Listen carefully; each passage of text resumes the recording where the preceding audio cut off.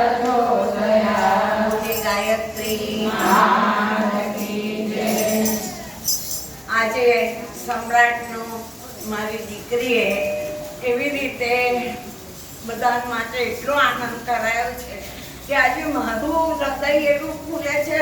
કે મારું પૂર તારી નાખ્યું આ દીકરીએ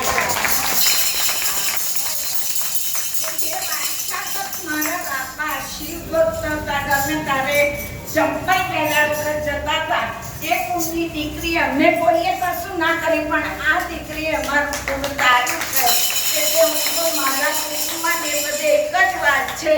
કે રોહિણી જેવી દીકરી બાકી નહીં બરોબર ને તો આજે મારા સમ્રાટ વાળાને જે આનંદ થયો છે એનાથી ડબલ મને આનંદ થયો છે કે અમારી દીકરી આવી અને આ બધાને ખુશ કરી ગઈ અને એના માટે હું પાછળ બેવાનું કારણ એવું જ છે કે બધા એવા સરસ વખાણ કરે છે કે મને જીવને બહુ શાંતિ મળે છે